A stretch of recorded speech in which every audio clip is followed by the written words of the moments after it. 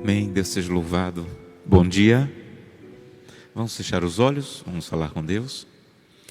Querido e eterno Deus, muito obrigado por mais um dia, pela oportunidade de começarmos o dia ouvindo a Tua Palavra e abrindo a nossa boca para dizer: nasce em mim, Senhor, nasce em mim. Que as primeiras horas desse dia também me lembrem que eu preciso ir à Tua presença, começar o dia na Tua presença, passar o dia na Tua presença, para ter a cada dia a Tua companhia e o Teu cuidado. Hoje, Santo Deus, vamos estudar um tema muito importante. E precisamos muito, mais uma vez, da Tua ajuda, da Tua orientação, que o Teu Santo Espírito nos faça compreender e tomar decisões em relação ao que vamos estudar hoje. É o que te pedimos, em nome de Jesus. Amém. Amém. Um bom dia também para todos que estão nos acompanhando. Que a presença de Deus, de maneira clara, fale ao seu coração hoje, mais uma vez. Nós estamos, como o pastor Rafael disse, no 8º dia dos 10 dias de oração.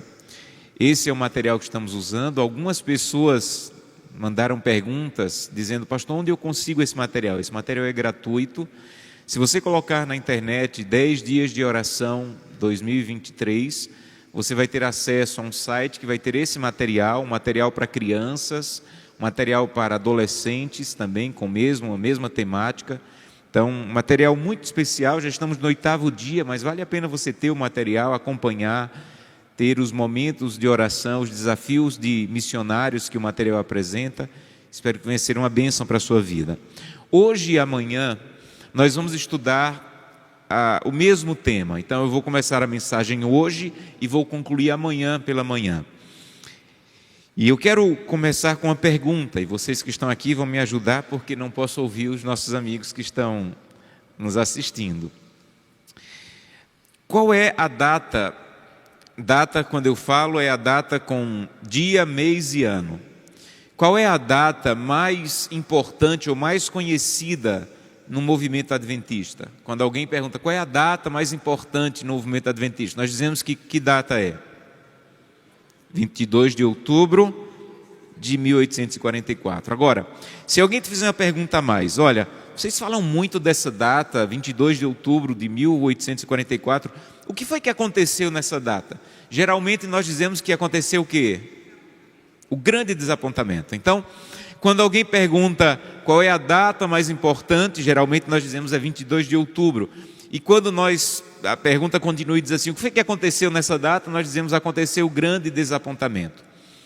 O grande desapontamento é que um homem, por isso é chamado de grande desapontamento, um homem chamado Guilherme Miller, ele começou a estudar a Bíblia mais de 14 anos antes dessa data, e ele tinha um princípio de estudar a Bíblia versículo por versículo e não passar de um versículo para outro sem entender o versículo. Então ele não passava de Gênesis 1 para Gênesis 2 se ele não compreendia Gênesis 1. E ele foi estudando a Bíblia assim como todos deveríamos estudar. O objetivo da Bíblia não é simplesmente ler a Bíblia, mas compreender a Bíblia. Tem gente que diz assim: não, pastor, essa parte da Bíblia aqui é mistério. Não existe mistério, existe Bíblia mal estudada. Porque quando a gente estuda como Miller estudou, a gente vai descobrindo há coisas profundas que a gente não vai compreender completamente, mas precisamos estudar a Bíblia. E Miller foi estudando assim. Ele foi estudando, até chegar em Daniel. E quando ele chegou em Daniel, ele se deparou com uma profecia.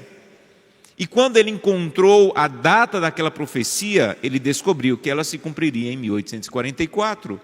E que uma parte daquela profecia dizia que o santuário seria purificado. Na cabeça de Miller, na compreensão de Miller, o santuário era a terra. E se a terra vai ser purificada, como ela vai ser purificada? Ele pensou com a volta de Cristo e ele se assustou, porque ele estava há alguns anos da data da profecia. Ele tentou por tudo mostrar para ele mesmo que ele estava enganado, mas quanto mais ele estudava, mais ele via que estava correto, que a data era aquela, que a profecia estava correta, que alguma coisa aconteceria em 1844, e na mentalidade de Miller, ele começou a pregar e como eu já disse esses dias em um dos sermões, mais de 500 mil de pessoas ouviram a sua pregação. Ele não era o único a pregar. Na Europa e na Ásia, pessoas também descobriram a profecia e pregaram sobre isso, numa escala menor. Mas ele dizia que Jesus iria voltar em 1844, e Jesus não voltou em 1844. Por isso, dizemos que aconteceu a grande decepção, o grande desapontamento. Agora, com todo respeito, eu preciso te dizer que o grande desapontamento é a coisa mais superficial sobre a data de 1844. Na verdade, e lhe peço desculpa mais uma vez, não é nem justo que você diga que o que aconteceu em 1844 foi o grande desapontamento, porque essa é a coisa mais superficial. Eu tenho na minha biblioteca 3 livros históricos da história americana, norte-americana, que não são adventistas, são de historiadores americanos, que eles falam, e um dos livros é só sobre o desapontamento, e fala o que aconteceu naquele período, e fala que tem fotos de jornais da época, dizendo o que aconteceu, zombando de Miller e seus seguidores. Então, para você saber que em 1844 aconteceu o grande desapontamento, você não precisa nem ser adventista. Historiadores americanos sabem disso, que naquele dia aconteceu um grande desapontamento. Então, o meu pedido para você é que você conheça essa profecia, para você saber o que aconteceu a mais do que o grande desapontamento. Porque realmente aconteceu um desapontamento, mas como eu disse, você não precisa nem ser adventista para saber isso. Essa é a coisa mais superficial que aconteceu naquela data. Há uma coisa mais profunda que aconteceu naquela data, que nós dizemos que aconteceu no céu. O que foi que aconteceu no céu em 1844? Perfeito. Jesus Cristo começou uma outra fase do seu ministério no santuário celestial, que nós dizemos que é o início de uma outra fase do juízo, o juízo investigativo, em que ele passou do lugar santo do santuário celestial para o lugar santíssimo. Isso foi o que aconteceu, e é um pouco mais profundo, e nós até sabemos disso. Mas, infelizmente, eu imagino que uma boa parte dos adventistas não fazem a menor ideia do que significa o juízo investigativo, o que significa a saída de Jesus do lugar santo para o lugar santíssimo. Não é o tema da mensagem de hoje, mas eu quero desafiá-lo a estudar o livro Grande Conflito, dos capítulos 19 ao capítulo 23. Livro Grande Conflito está disponível gratuitamente na internet. Se você coloca lá, você pode ter acesso ao livro completo. E você vai entender nesses capítulos 19 a 23 o que é o santuário celestial, o que significa Jesus ter começado um juízo investigativo, o que significa Jesus ter passado do lugar santo para um lugar santíssimo. Isso é um pouco mais profundo sobre a data da profecia de 1844. É um pouco mais profundo. Mas é uma coisa que aconteceu no céu. Para falar a verdade, isso que aconteceu no céu não teve nenhuma aplicação na terra. O sol nasceu do mesmo jeito quando Jesus passou de um lugar para o outro. O dia nasceu do mesmo jeito, não caiu um meteoro, o dia não ficou escuro. Então, aquilo que aconteceu no santuário celestial não teve nenhuma aplicação naquele dia na terra. É algo importante, é uma profecia importante, mas nesse ponto de que Cristo passou de um lugar para o outro, nada aconteceu na terra. O que começou lá em 1844, vai acontecer alguma coisa na terra quando Jesus voltar, quando o juízo final for efetivado. Então, a coisa mais superficial é dizer, aconteceu um grande desapontamento. Uma coisa um pouco mais superficial é dizer, ou uma coisa um pouco mais profunda é dizer, Jesus Cristo passou do santo para o santíssimo. Mas o que existe de mais profundo nessa profecia é o que aconteceu na terra. E é o que eu quero pregar para você hoje. Todo adventista precisa compreender isso. Veja, Deus deu para Daniel, no capítulo 2 e no capítulo 7 do livro de Daniel, visões, a do capítulo 2, fruto do sonho de Nabucodonosor, e do capítulo 7, da própria visão de Daniel. Deus deu para Daniel a sequência dos reinos dessa terra. Deus disse assim, olha, quem está governando o mundo agora é Babilônia, mas Babilônia não vai governar para sempre. Depois de Babilônia virá um outro reino chamado Medo-Pérsia, que também não vai governar para sempre. Medo-Pérsia vai acabar e vai vir um outro reino chamado Grécia, que também não vai durar para sempre. Depois da Grécia vai vir um outro reino chamado Roma. Gente, quando Daniel escreveu isso, quem mandava no mundo era a Babilônia. Era loucura dizer na época de Daniel que Babilônia iria acabar. Babilônia era conhecido como o reino eterno, o reino que não acaba. Mas Daniel disse assim: eu não sei como, mas se Deus está dizendo, vai acontecer. Babilônia vai chegar ao fim. E ainda nos dias de Daniel, Babilônia chegou ao fim. E o reino que ele disse que iria substituir a Babilônia, que seria improvável na época que ele disse, no capítulo 2, realmente assumiu o planeta e se tornou o reino mais poderoso, a Medo-Pérsia. Depois da Medo-Pérsia, um outro reino que seria improvável surgiu, Grécia. Depois da Grécia também, as pessoas que viviam no período do auge da Grécia achavam impossível que a Grécia deixasse de existir, e veio Roma. E esses 4 reinos, eles tinham uma coisa em comum: eram reinos políticos, que dominavam um planeta, ou aquela parte do planeta dominavam com a força política e com a força do exército. Daniel falou sobre esses reinos, mas ele não gastou muito tempo com esses reinos. Esses reinos não preocuparam muito Daniel. Eles virão, serão duros, irão perseguir, mas não foi aí que Daniel gastou a sua preocupação. A preocupação de Daniel foi com um reino que viria depois de Roma imperial, que ele chamou de Roma religiosa. Ele chamou de o chifre pequeno. Esse poder, ele chocou tanto Daniel, que Daniel jejuou para entender a profecia, Daniel chorou, Daniel pediu a ajuda de um anjo para ajudá-lo a compreender, porque esse reino que viria depois de Roma imperial, ele era diferente dos outros. Ele não era um reino político, ele era um reino religioso. Queria surgir usando a palavra de Deus para enganar as pessoas. Roma imperial não ousou fazer isso. Grécia não ousou fazer isso. Medo-Pérsia não ousou fazer isso. Babilônia não ousou fazer isso. Por isso que Daniel ficou tão preocupado, porque esse reino que surgiria depois de Roma imperial, ele iria usar a própria Bíblia para enganar o povo de Deus. Ele iria tentar atacar as verdades bíblicas, ele iria tentar misturar a verdade com o erro.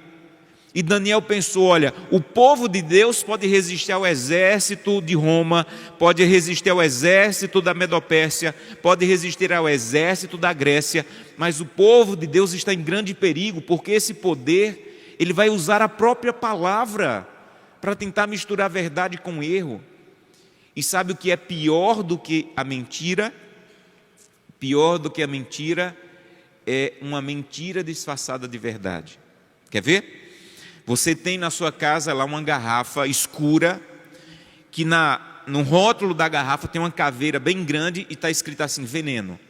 É uma garrafa escura com o nome veneno, cheia de veneno. Não é perigosa? Mas você esconde essa garrafa lá num lugar bem escondido na tua casa. É perigosa. Mas onde ela está, ela continua sendo perigosa, mas pelo menos quem olha para ela sabe que é veneno e está escondida. Mais perigosa do que essa garrafa de veneno, com o nome veneno, cheia de veneno escondida, é uma garrafa de refrigerante, com o nome refrigerante no rótulo, cheia de veneno na porta da geladeira. Não é bem mais perigoso? Por quê? Porque ela está vestida de uma coisa, mas o conteúdo é outro. Isso preocupou Daniel. Porque Daniel disse assim: olha, esse poder que vai surgir depois de Roma imperial, ela vai usar a verdade, mas por dentro ela vai estar cheia de mentira. E ele falou sobre isso no capítulo 7, abra sua Bíblia, Daniel capítulo 7.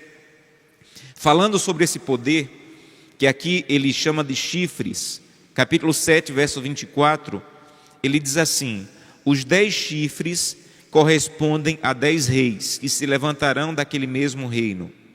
E depois dele se levantará outro, qual será diferente dos primeiros.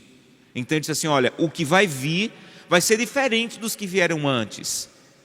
Este, verso 25, proferirá palavras contra o Altíssimo, magoará os santos do Altíssimo, cuidará em mudar os tempos e a lei de Deus, e os santos lhes serão entregues nas mãos por um tempo, 2 tempos e metade de um tempo. Isso preocupou Daniel. Os outros reinos, ele disse assim, olha, eles vão perseguir, mas pelo menos nós vamos estar seguros com a verdade. Mas esse reino não. Esse reino vai proferir mentiras contra Deus. Esse reino vai tentar mudar a lei de Deus. Esse poder que vai surgir depois de Roma imperial, ele vai tentar mudar o calendário. A palavra tempo aqui em hebraico é a palavra calendário. Ele vai tentar mudar a lei de Deus, um ponto da lei de Deus que fala sobre o calendário, que fala sobre o 7º dia. Esse poder vai surgir levantando mentiras ou tentando misturar a verdade com mentiras. Isso, gente, preocupou profundamente Daniel. E o capítulo 7, ele está falando sobre esse reino. O capítulo 8, ele continua falando sobre esse reino, porque ele ficou extremamente preocupado com isso. Até que no capítulo 8, veja o que diz aí, vem o que é a pergunta mais importante para um adventista compreender. Daniel capítulo 8, verso 13. Depois ouvi um santo que falava e disse a outro santo que falava também. Até quando durará essa visão? Até quando? Essa é a pergunta mais importante para um adventista entender. Até quando essa visão do capítulo 7, de um poder que se levanta, que prega mentira, que engana, que usa a palavra de Deus, que se levanta contra o Altíssimo, que tenta mudar a lei de Deus, até quando esse poder vai fazer isso?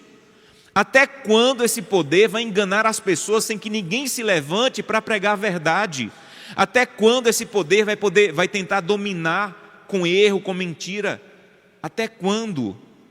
Até quando essa visão vai durar? Essa visão do capítulo 7, desse poder que tenta enganar, do santuário, dos santos que são entregues e pisados por ele. Aí vem o verso 14.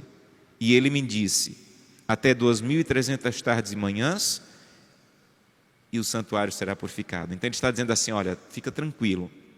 Quando terminar essa profecia, Deus vai dar um jeito de levantar um movimento que venha combater essas mentiras. Então, na terra, aqui está o ponto. Depois de 2.300 tardes e manhãs, que foi a profecia que Miller estudou, que terminava em 1844. Pastor, mas eu não entendo muito sobre essa profecia das 2.300 tardes e manhãs. Então, anote aí. Há um livro na Casa Publicadora Brasileira chamado 1844. Gente, é um livro de 80 páginas. É uma vergonha alguém dizer que não consegue ler um livro de 80 páginas. Leia esse livro, releia esse livro. Eu acho que eu já li esse livro umas 8 vezes. É um livro extraordinário, que vai fazer você entender essa profecia das 2.300 tardes e manhãs. Por que ela começa em 457 a.C., por que ela termina em 1844, o que significa Jesus estar no santuário celestial. Você vai entender essa profecia. E você precisa entender essa profecia. Miller entendeu a profecia, mas ele achou que o santuário era a terra. Na verdade, o santuário era no céu. Mas o que a profecia diz não é apenas que o santuário seria purificado. Presta bem atenção aqui.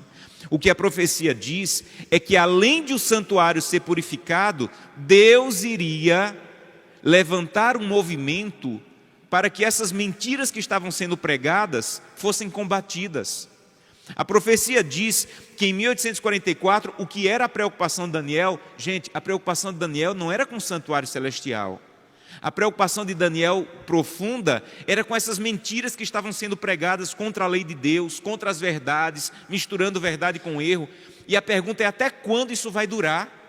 Até quando ninguém vai se levantar para combater essas mentiras? Até quando ninguém vai se levantar para pregar a verdade? E aí a visão diz assim, fica tranquilo. Quando terminar essa profecia, em 1844, Deus vai levantar um movimento que vai começar a pregar e restaurar as verdades. Sabe o que aconteceu em 1844? Um grupo de pessoas de diversas denominações, batistas, metodistas, Conexão Cristã, diversas denominações, começaram a estudar a Bíblia de maneira profunda. e começaram a descobrir verdades que não estavam sendo pregadas nas igrejas que eles faziam parte.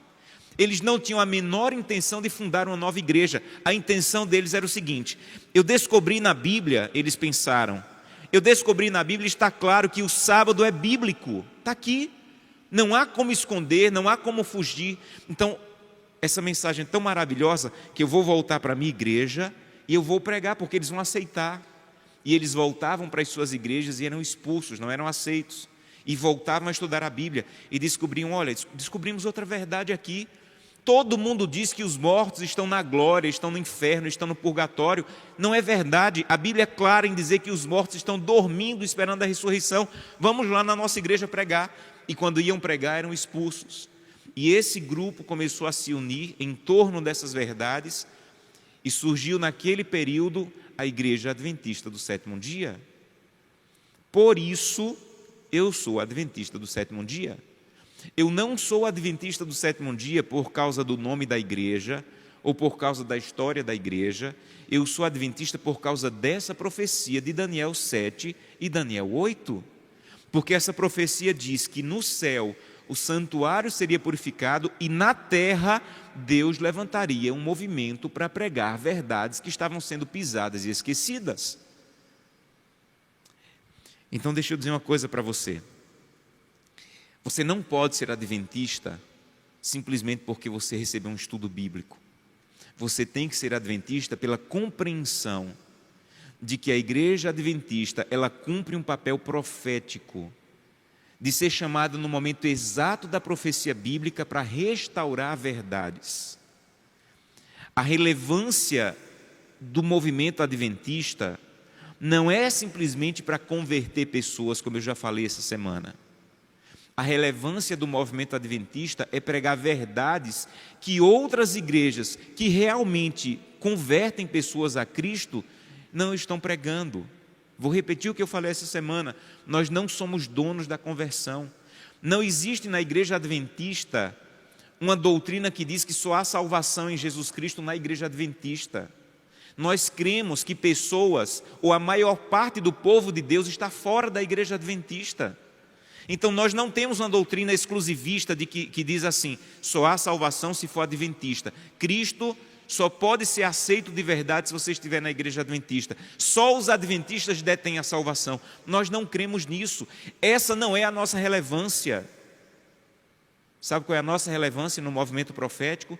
É pregar verdades que outras denominações ainda não enxergaram.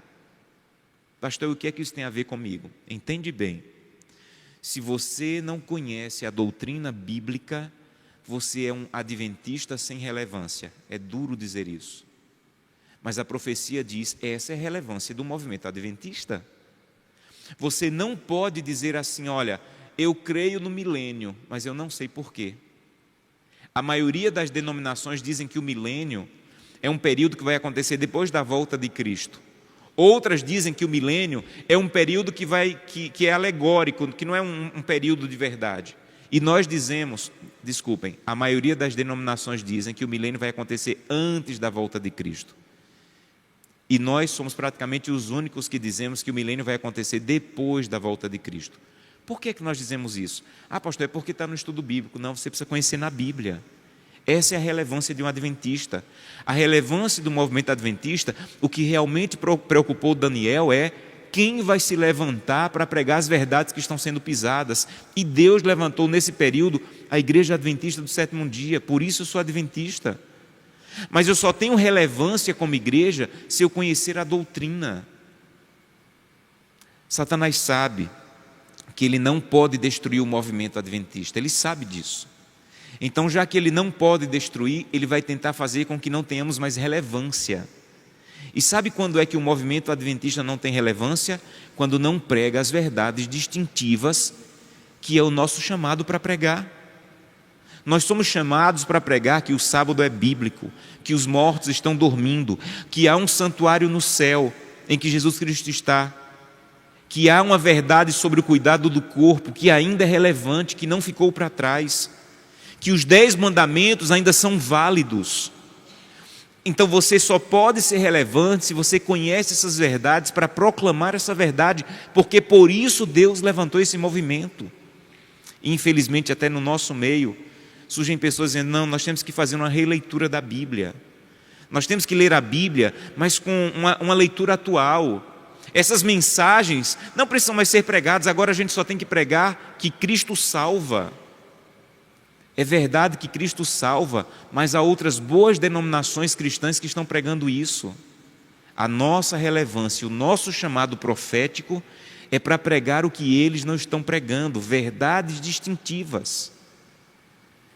Então eu quero convidá-lo hoje a dizer: Santo Deus, eu quero fazer parte do movimento adventista, mas eu quero ter relevância. E para ter relevância eu preciso acreditar na Bíblia, conhecer a doutrina bíblica. Amanhã nós vamos falar sobre o objetivo do movimento adventista.